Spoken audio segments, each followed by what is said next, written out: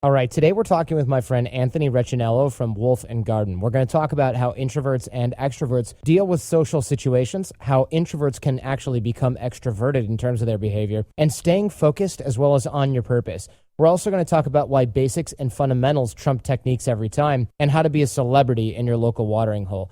Hope you enjoy this one with Anthony Recenello.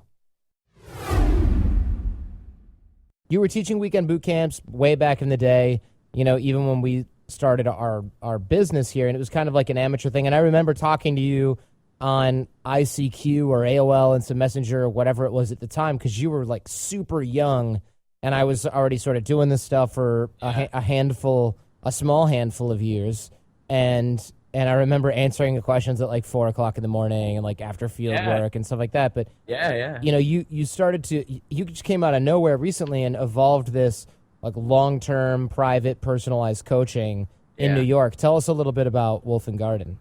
Thanks, man. So years ago, like 7 years ago, I was doing boot camps in the summertime just because I loved doing it.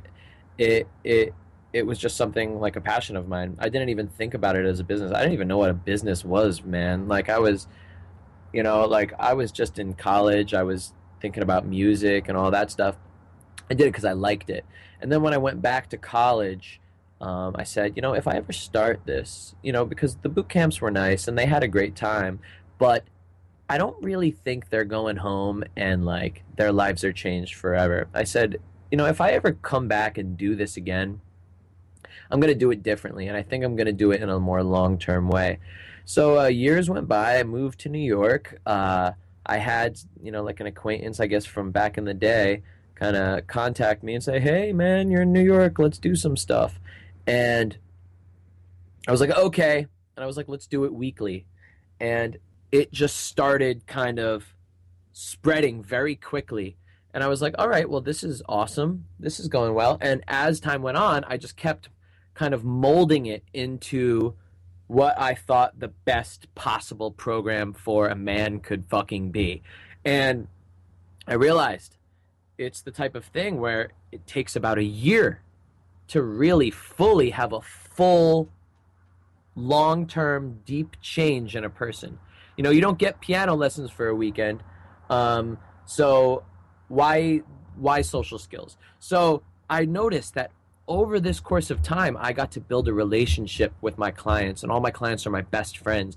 And we get to know each other. 6 months in, I know how to teach him 6 times as well as I did when I first met him, because I know everything about his personality. I know all of his strengths. I know all of his weaknesses, such a deep level. So where I'm teaching him in 6 months in is so much different. And I also like being held accountable. I like saying that every time, like when I'm teaching you, I'm going to see you in a year, and I'm going to have results for you in a year. Whereas when I was doing a boot camp, I had no idea, I have no idea what they're going to be like in a year. I have no idea. But when I'm with them for a year, it holds me accountable to do my absolute freaking best work with these men. So I'm really proud of it. And it's called Wolf and Garden because it sounds cool. Yeah, because I was going to say, because it sounds neat. Yeah, excellent. Excellent. Yeah, and I agree. I mean, a lot of what you teach at Wolf and Garden is sort of mirrors a lot of what we're teaching at AOC, which is like longer term. We offer phone coaching and an alumni support network after the fact, and a lot of people come back because I agree. And I think, we don't even do like the 1 day or even the 3 day. I think the whole myth of like transformation over a weekend is kind of ridiculous. And even before the program, there's 6 months of prep. And so when I saw your model, I was like, this makes so much sense, because it's really impossible for, I hear of these guys in our industry, and especially the more it's about picking up girls and weird, creepy crap, the more it becomes this sort of weird, like, one night with the master and you'll end up banging supermodels. And it's just like such a load of crap, Yeah. And I like the name Wolf and Garden. You're right. It just sounds cool. And like, just why overthink it, right? Yeah, man. So tell us your story. I mean, what qualifies you to teach this stuff, aside from the fact that we just sort of dropped the hint that you've been doing it since 2006? What qualifies me? I think that I have always been an extrovert and an introvert. I have always had, I'm a Gemini, so not that I believe in zodiac signs, but I like to act like I believe in them. Um, and what a Gemini is basically like so many different sides, kind of like always having opposite sides of the personality. And that is so fucking completely me. So I am a very big extrovert and I'm a very big introvert. And so what I could do is I can go to a party and have a ton of fun and chuck it up with everyone. And then I can go home and quietly, like introspectively analyze, what was I doing right there? When I shook that person's hand, what was that like? You know, and looking at everyone's facial expressions and saying, okay, this time, next time, do this, next time. And I analyze everything that I'm doing.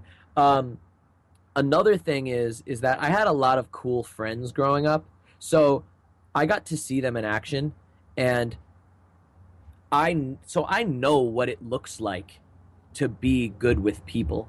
So you had good role models, good people to model. Yeah. Like I had a lot of natural friends growing up. So that was really helpful. And then, you know, gave me an ability to really use that as kind of like a reflection for how I should be working and how I should be improving myself. So basically, I'm a freaking C-3PO for Han Solo when he's talking to Jabba the Hutt. You know, when my clients go to the bar and they go, what the fuck is going on? I remember like 10 years ago, I would look at in a bar and I'd be like, what the hell are these people talking about? Why do they got to be talking so much? What are they like? What are these topics that they are so interested in? I was like just confused. And what I am able to do is say, okay, this is what's going on. This is what's happening. This is how they're talking. These are the topics they're talking about. This is why they're talking to each other. And that's where my strengths lie. I'm very good at taking introverts and making them understand what it feels like to be an extrovert. Excellent. So how do you do that? That's tricky, right? That's why you get paid the big bucks. Yeah. Man, there's a lot of ways, but let's start with one of them. Okay, so one thing that I like to call is meditative mingling. And what I find meditative mingling, it's just like a fun little thing to say, but I believe it is how extroverts actually interact with their room. What they do is, let's talk about first what introverts do. When we go into a room, we instantly are analyzing the situation, because that's what our freaking brains do. We go in and we see, okay, that hot girl, she must have, you know, she must be bitchy. She must do this stuff. Look at how she talks to that person. She's doing it in this way. And we see guys and we go, these guys are doing things like this. What extroverts do, they don't analyze. Their brain is too experiential to analyze things. So as soon as they go in, they're completely in the moment, observing everything. They're just feeling the vibe of the room. And this is basically what I call presence. But on a very, very basic level, and this goes down to, you know, like related to spirituality and like The Power of Now by Eckhart Tolle, is complete just observation with absolutely zero analysis. Next thing that introverts do is after they analyze, well, they judge, because that's... Yeah, I was going to say judgment, it comes right after analysis. Exactly. Yes, exactly. So it's like a scientist in a lab. You know, in order to do that, you have to judge. Then once you are, you know, looking at the thing kind of like in a petri dish and judging it, you have to disconnect yourself from it, because you can't analyze, you can't judge anything that you're connected with. It just doesn't make sense. And then once you detach yourself, because you've judged it and you said it's different from you, it's not who you are, then your brain wants to retreat and go away. And that's what the fear is. Okay, what an extrovert does, he observes. What happens when you're meditating, or what happens when an extrovert is just completely in the moment, is he allows just the room and the environment to just kind of wash over him. And what happens when you do that and you don't have that little dude in your brain going, look at her, look at how mean she looks. You just have a freaking swell of appreciation kind of roll over you. It's just a feel-good feeling. The only way you could reach that is by like literally meditating, just being there in the room in the moment. When you feel that appreciation, what happens next, when you see that person and you feel good about that person or the people in the room, you feel a connection with them. That's just naturally how it is. We feel that it's a realization of oneness with the room. And then because of that connection and oneness, our brains go, well, I need to be with that person. So we engage. And these are the 4 steps that an extrovert does. And the 4 steps that an introvert does are once again, he analyzes, he judges, he disconnects, and then he retreats. Extrovert, he observes, he appreciates, he connects, and then he engages. And if you put it on a really black and white level, say you're at a bar and you're like, and you really like golf, and you see your favorite golfer in there with a bag of golf clubs, and what's a Phil Mickelson or something like that? Jack Nicklaus. Yeah, okay. So yeah, Phil Mickelson. You know what? Honestly, there could be a Phil Mickelson. I would have no idea. So you see him in the bar, and your brain immediately goes, that's the guy I see on TV. That's the guy I really like. I appreciate him. I connect with him, and I want to engage. So immediately what your brain does is go, I want to talk to him. Even if you don't even see a celebrity golfer, if you see a dude, if you're obsessed with golfing and you see a dude with golf clubs at a bar, your body goes, oh, I like that. I'm connected with that because I play golf too. I want to go, hey, man, where are you golfing today? We just instantly want to engage with that person. And that's on a black and white level. But on like a whole level, you could do that anywhere. Because as long as we're not analyzing, as long as we're not judging, we could feel engaged with any environment that we're in, as long as we're keeping away from analyzing and judging. And I'm constantly practicing that. When I wake up in the morning, what I say to clients is, the way that you greet your doorman in the morning will judge the way that you interact with a girl at night at the bar. Because it's about practice, it's about building that momentum of being in the moment and engaging with your environment. And that's what that is the way an extrovert lives. When he wakes up, he is completely engaged with the people around him from the start. Where introverts, on the other hand, we're not. We're completely introverted. We're introspective. We're thinking. So we actually have to forcibly kind of initiate that extroversion. And I'm practicing that every day. And if I'm not, then it's very easy for me to be introspective all the time.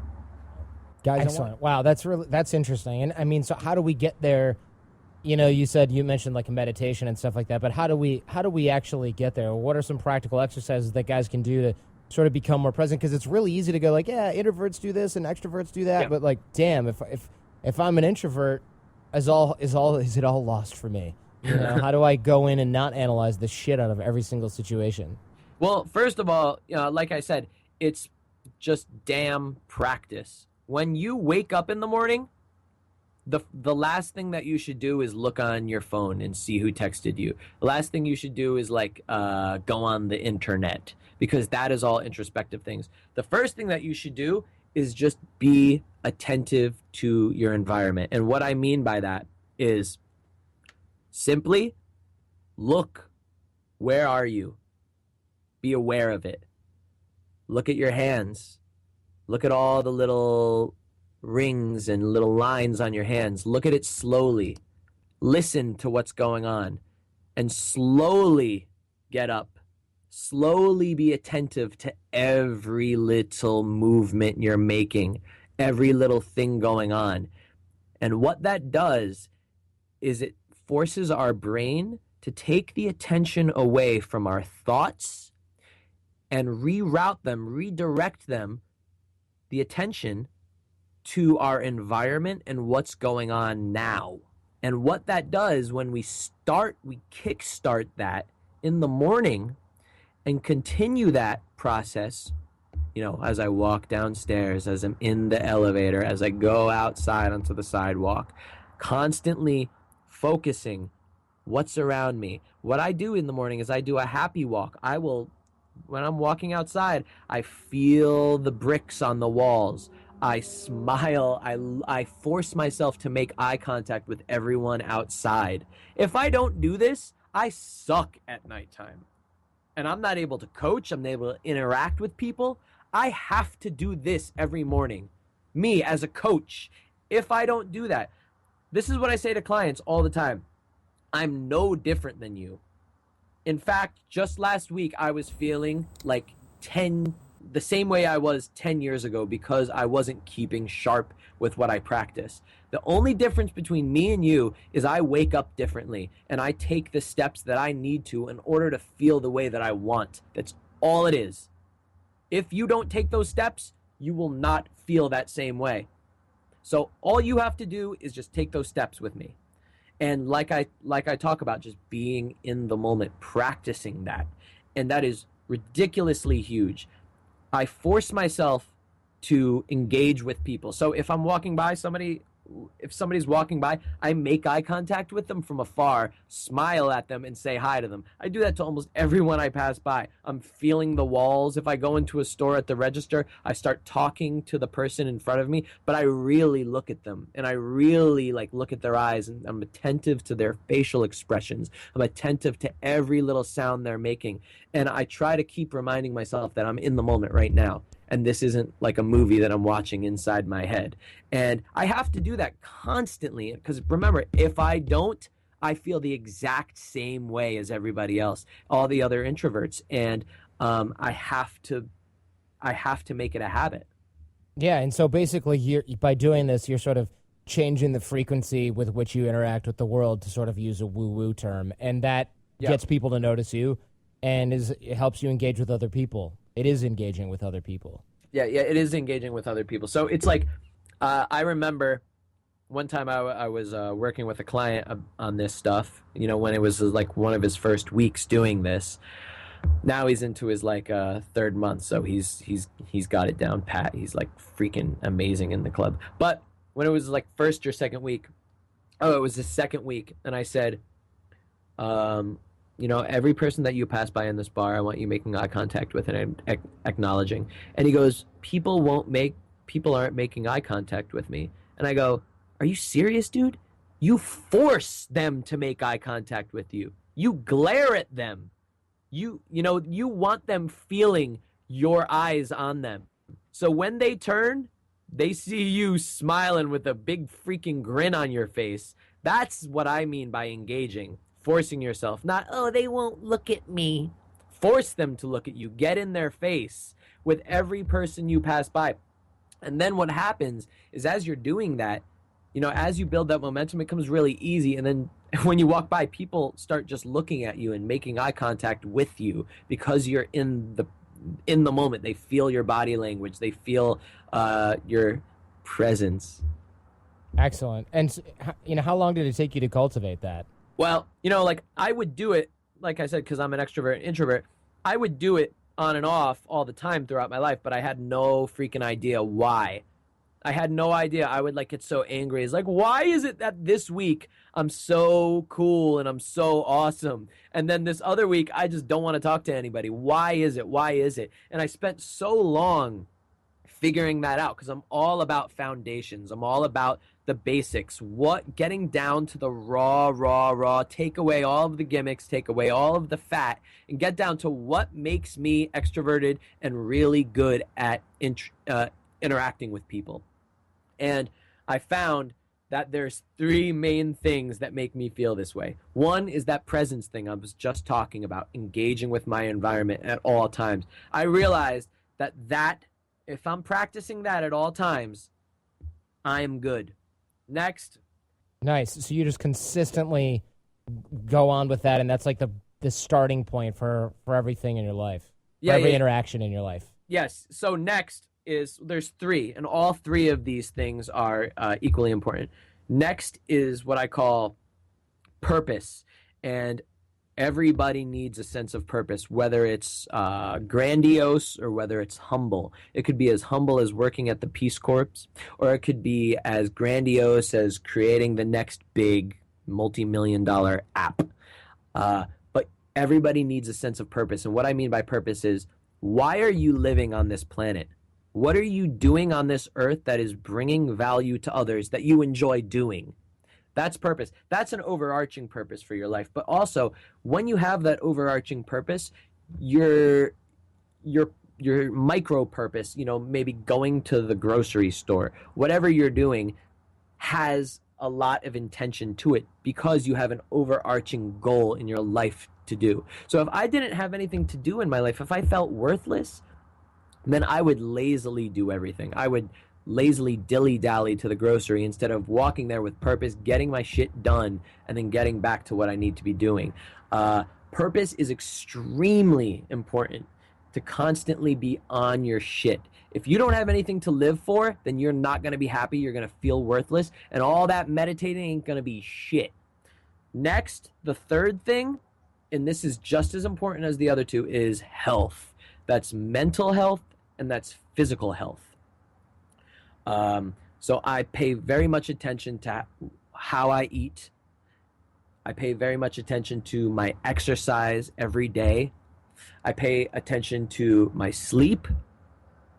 And I think that might be it. Okay, all right. Okay, but And you probably pay attention to something else, but it's definitely not lists. yeah. You don't pay much attention to lists.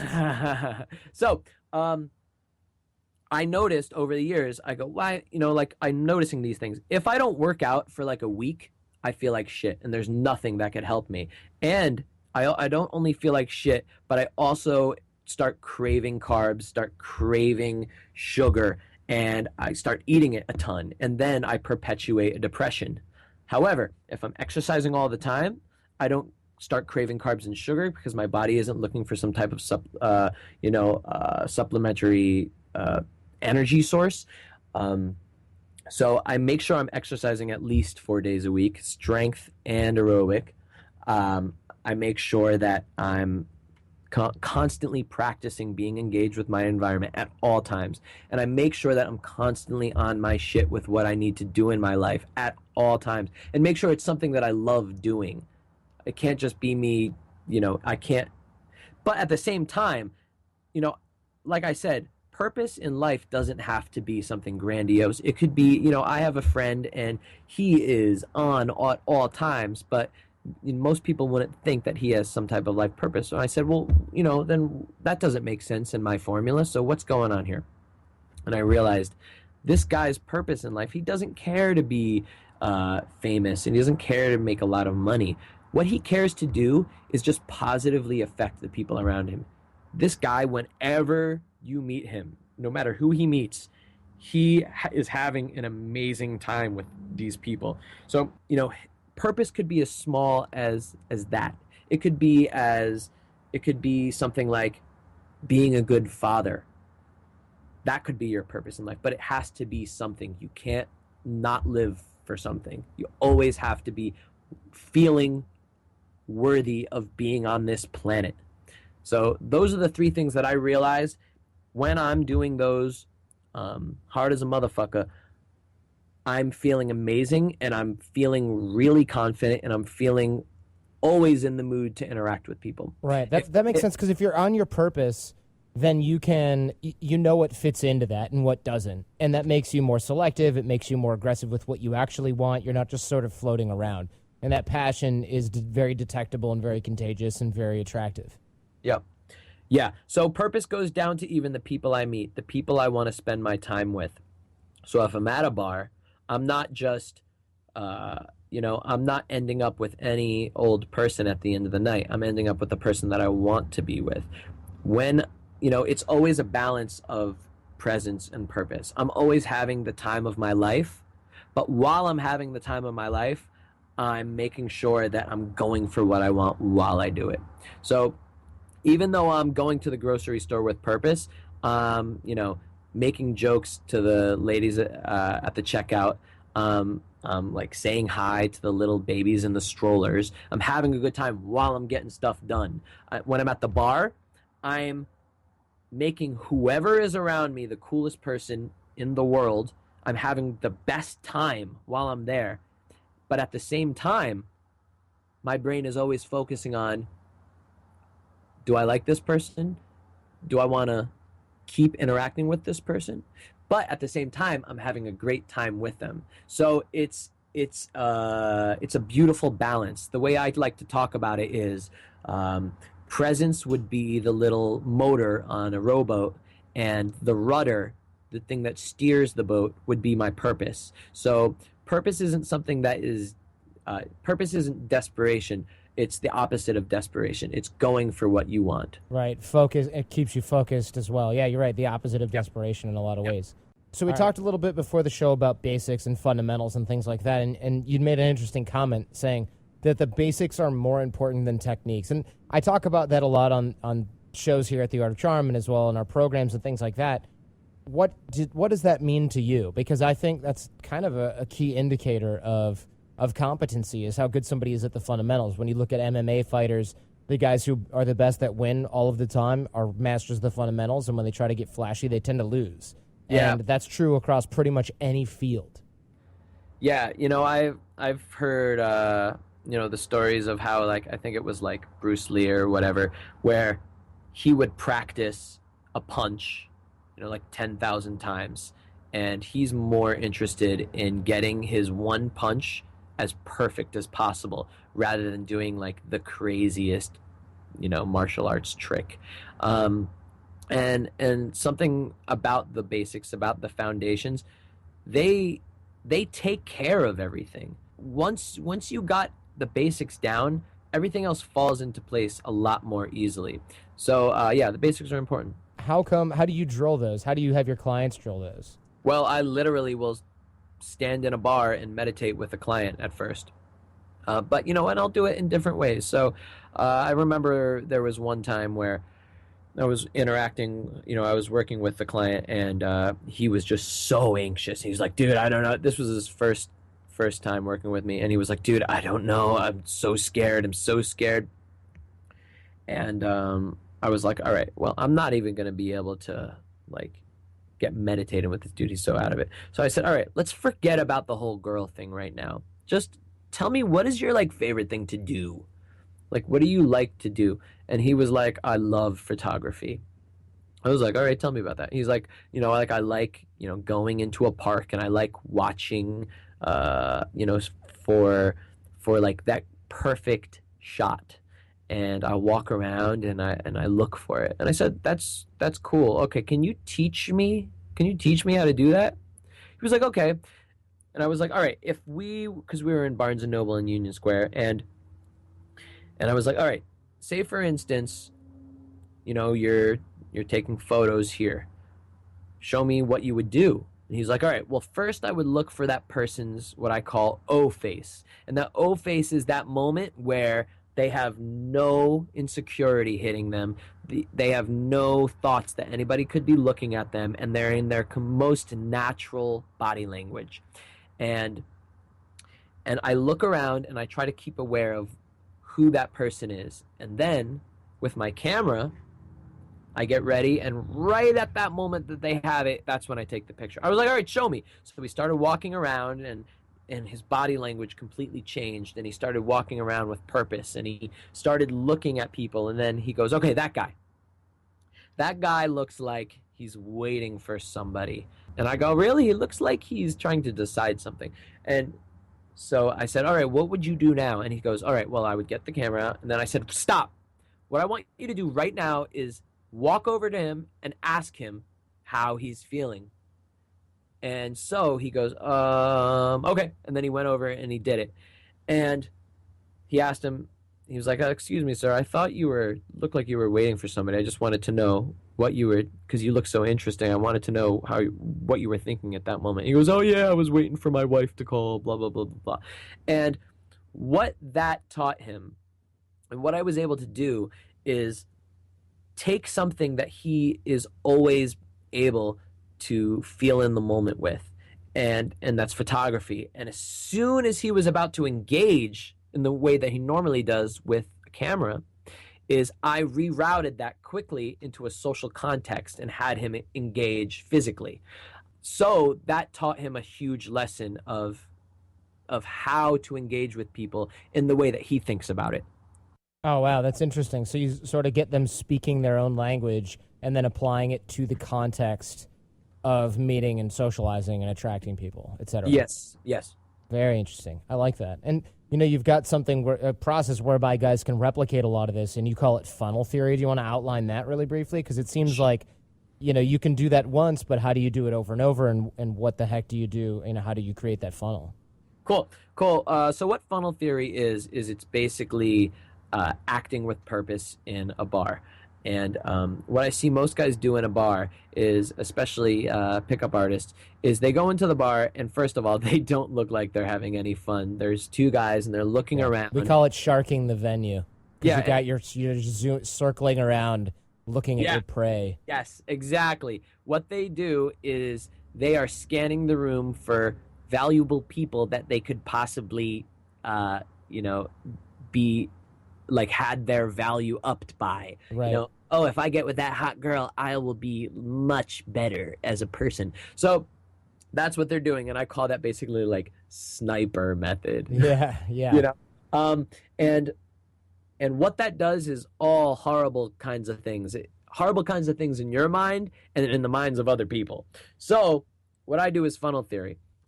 Instead of scanning the room for value, which what that does to your brain is say, whatever's around me right now sucks. Yeah, it's not good enough for me. Yeah. So that also says, well, I'm around me right now, so I suck. So that's what you're telling your brain as you do that. And when you go up to that person eventually, your brain is already saying, I'm going up to you because you could possibly make me feel good about myself because I'm not valuable enough, and you have to make me feel high value because I found a high value thing. Now, what funnel theory is basically the exact opposite. I go into a bar and I immediately engage with whatever is an arm's length of me, whoever. It could be an old man sipping on a whiskey, or it could be the prettiest girl in the room. It doesn't matter, but I am engaging with that person. I'm having the greatest time, and I'm treating that person like the most important person in my life at that moment, because they're the only person in my life at that moment. What that does to my mind is it says, whatever's around you is cool. You're the source of this cool, so you must be cool. And that's what's going on in my subconscious.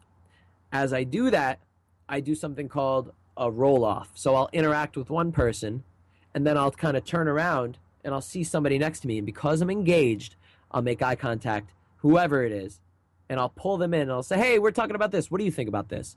Continue doing that. Suddenly, I'm starting a little social circle where I am. I'm building the energy where I am. I don't got to walk anywhere.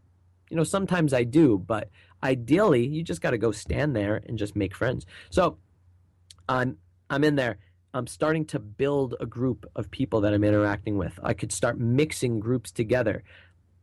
Maybe I'll see a group of two girls next to me, and I'll pull them in, and I'll say, hey, what do you think about this? Blah, blah, blah, blah, blah. And I keep rolling off. As I'm doing that, I'm getting to know everyone in the room in about a half an hour. Based on that half an hour, first of all, I had an amazing time because I just interacted with a bunch of people and made friends. My brain goes, Anthony, you just made friends with this whole room.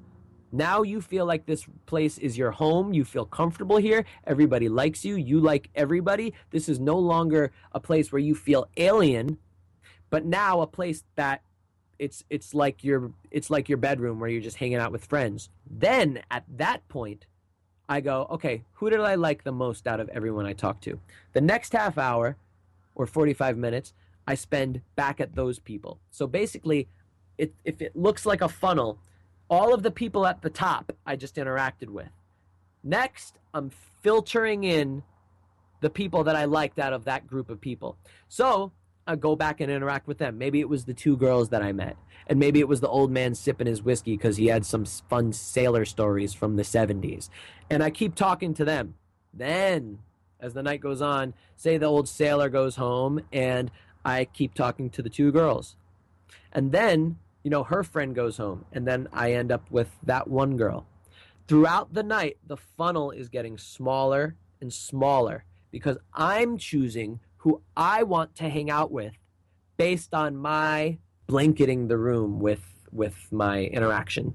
So I'm kind of just having a huge interaction with the room, and then I'm funneling in the people that I like. And at the end of the night, I end up with who I want to be with. Now this is opposed to how most people do it, whereas they go in, they look to who they want to approach, they go in, they get blown out because they're not feeling good, they feel low value, and they don't have a good vibe with the room. Then they go into another set, get blown out. The night's getting later, people are getting drunker, they get blown out. It starts getting a little bit better because now people are drunk.